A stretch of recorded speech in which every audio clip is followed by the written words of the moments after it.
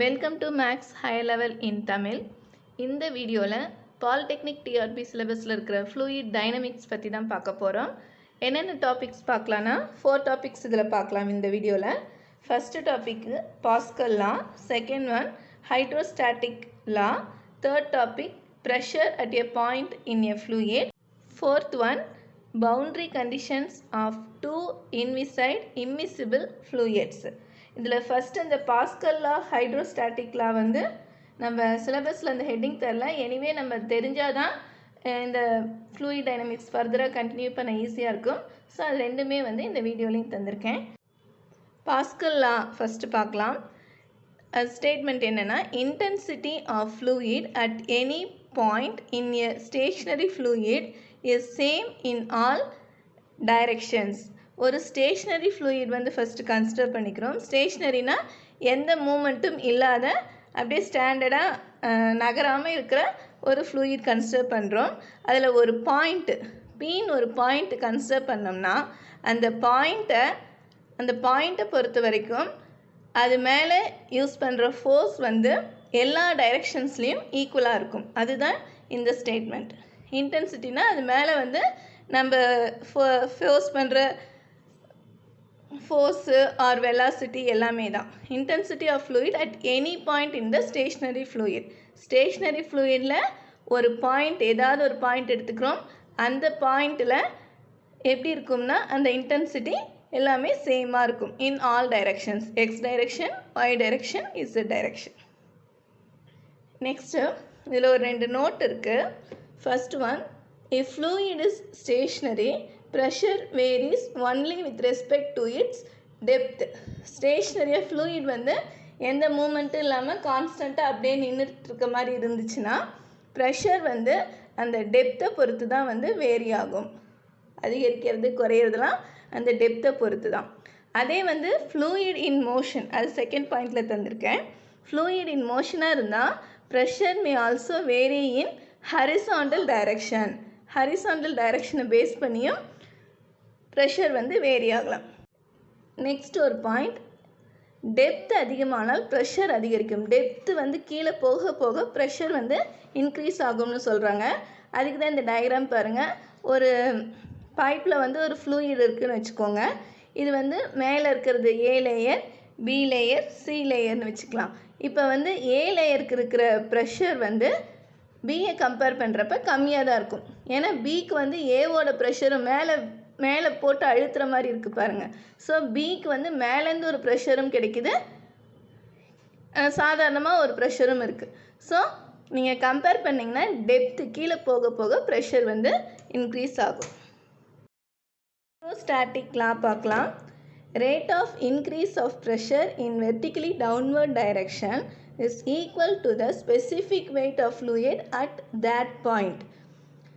Rate of increase na நம்மளுக்கு தெரியும், differentiation dP by dH. அது எப்படி இருக்குன்னு பார்க்கலாம். Rate of increase of pressure in vertically downward direction, கீழே டெப்த்து கீழே போக போக எப்படி இருக்குன்றாங்க. அது is equal to the specific weight, வெயிட்டுக்கு ஈக்குவலாக இருக்கும் at that point. நம்ம எந்த பாயிண்ட்டுக்கு வந்து நம்ம ப்ரெஷர் ஃபைண்ட் பண்ணுறோமோ அந்த பாயிண்ட்டோட வெயிட்டும் அந்த ரேட் ஆஃப் இன்க்ரீஸ் ஆஃப் ப்ரெஷரும் ஈக்குவலாக இருக்கும்ன்றாங்க. இதுதான் இங்கே எழுதியிருக்கேன். டிபி பை டிஹெச், ஹெச்னா வந்து depth, is equal to omega, omega is equal to ரோஜின்னு சொல்லுவாங்க. திஸ் இஸ் வாட்னா வெயிட் பை யூனிட் வால்யூம் சொல்லுவோம். இந்த லா எதுக்கு யூஸ் ஆகுதுன்னு பாருங்கள். This law is used for finding pressure at any point in a fluid at rest. ஒரு fluid வந்து ரெஸ்ட்டாக இருக்கிறப்ப ப்ரெஷர் ஃபைண்ட் பண்ண இந்த லா வந்து யூஸ் பண்ணுறோம். நெக்ஸ்ட்டு டாபிக் பாலிடெக்னிக் டிஆர்பியில் இருக்குது. அதில் ஒரு சிம்பிளான பாயிண்ட்ஸ் தான் இருக்குது, ஈஸியாக அண்டர்ஸ்டாண்ட் பண்ணிக்கலாம். என்னென்னா, pressure at a point in a fluid அதுதான் பார்க்க போகிறோம். ரெஸ்ட்டில் எப்படி இருக்குது, மோஷன், தட் இஸ் அது வந்து ஃப்ளூயிட் ஃப்ளோ ஆகிட்டு இருந்தால் எப்படி இருக்குன்னு பார்க்க போகிறோம். Suppose the fluid is rest, then at any point P within the fluid there is a hydrostatic pressure due to the density of the fluid. இதே பாயிண்ட் ஹைட்ரோஸ்டாட்டிக் லாவே தான் நம்ம இங்கே திருப்பி சொல்லியிருக்கோம்.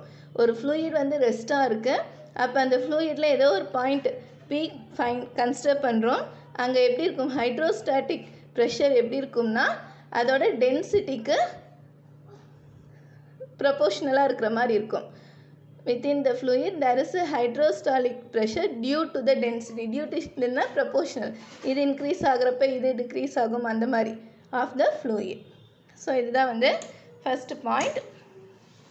நெக்ஸ்ட் பாயிண்ட் பார்க்க, the fluid is at rest, the pressure at an internal point P is the same in all directions. fluid ரெஸ்ட்டாக இருக்கிறப்ப பிங்கிற பாயிண்ட்டு நம்ம கன்சிடர் பண்ணோம்னா அதில் ப்ரெஷர் வந்து எல்லா டைரெக்ஷன்லேயும் ஈக்குவலாக இருக்கும். இதே தான் மூவிங் ஃப்ளூயிட்க்கும் சொல்லுவோம். அதை தான் தேர்ட் பாயிண்டில் சொல்லியிருக்கேன். Consider a moving inviscid fluid, the pressure at and internal point P is same in all directions. That is Px is equal to Py is equal to Pz is equal to P. So ஒரு fluid மூவ்ல இருந்தாலும் சரி ரெஸ்ட்டில் இருந்தாலும் சரி pressure அந்த ஃப்ளூயிட்குள்ளே ஒரு point பின்னு consider பண்ணோம்னா அங்கே pressure வந்து எல்லா டைரெக்ஷன்லேயுமே வந்து ஈக்குவலாக தான் இருக்கும். ஸோ அந்த பாயிண்ட்டை அண்டர்ஸ்டாண்ட் பண்ணிக்கோங்க. நெக்ஸ்ட்டு ஒரு நோட் போட்டிருக்கோம் பாருங்கள். இது ஜஸ்ட்டு நம்ம தெரிஞ்சுக்கணுன்னு போட்டிருக்கேன். By hydrostatic law we know that this one. So இதை வந்து நான் இன்டெக்ரல் பண்ணுறேன். I get P is equal to omega H plus C. H is equal to 0.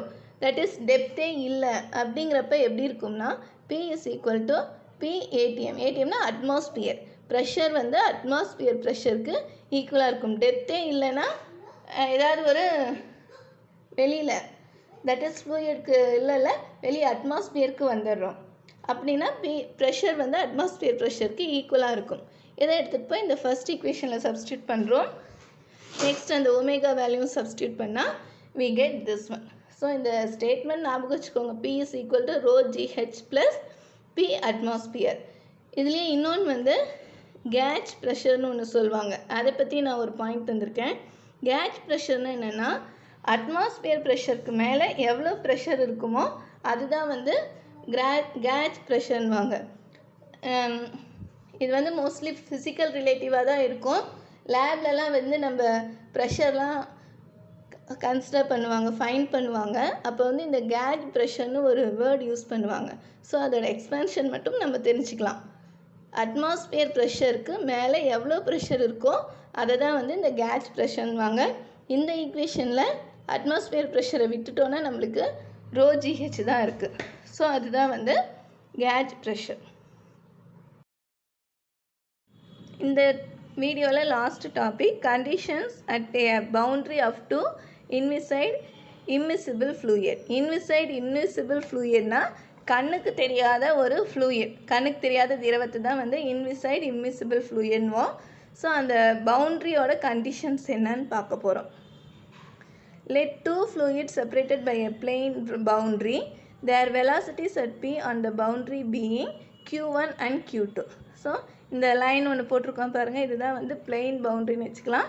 இதுக்கு மேலே ஒரு ஃப்ளூயிட் இருக்குது, கீழே ஒரு ஃப்ளூயிட் இருக்குதுன்னு வச்சுக்கலாம். இங்கே இதோட வெலாசிட்டி Q1, இங்கே கீழே வந்து Q2. தென் இந்த சர்ஃபேஸோட ஏரியா ப்ரெஷர் இங்கே வந்து P1 ப்ரெஷர், இங்கே வந்து P2 ப்ரெஷர். ஸோ இந்த சர்ஃபேஸ் வந்து எஸ்ன்னு எடுத்துக்கிறாங்க. ஸோ டெல் எஸ், இந்த சர்ஃபேஸ் ஏரியா வந்து டெல் எஸ். ஸோ எப்படி இருக்கும்னா ரெண்டுமே ஈக்குவலாக இருக்கும். P1 del S is equal to P2 del S. Therefore P1 is equal to P2. So pressure வந்து ரெண்டுக்குமே ஈக்குவலாக இருக்கும்னு சொல்கிறாங்க. அதுதான் வந்து கண்டிஷன். நம்ம இந்த ஃபார்முலா ஃபைன் பண்ணுறதுக்கு வந்து ரெண்டு ஃப்ளூயிடோட கான்டாக்டில் பார்த்தோம். இப்போ ஒரே ஒரு ஃப்ளூயிட் எடுத்து அட்மாஸ்பியரோட கனெக்ட் ஆகிருக்கு. அட்மாஸ்பியர்னால் காற்றோட கனெக்ட் ஆகிருந்தா அப்போ ப்ரெஷர் எப்படி இருக்குன்னு இந்த பர்டிகுலர் கேஸில் பார்க்கலாம். In particular, for the case of a liquid in contact with the atmosphere, ஒரு liquid அட்மாஸ்பியரோட கான்டாக்டில் இருந்துச்சுன்னா the pressure at the free surface is the same as that of the atmosphere. and the pressure of the free surfaceம் அந்த அட்மாஸ்பியரும் ஈக்குவலாக இருக்குன்றாங்க. அட்மாஸ்பியரோட pressure தான் அந்த free சர்ஃபேஸோட ப்ரெஷர்னு சொல்கிறாங்க. Thank you for watching.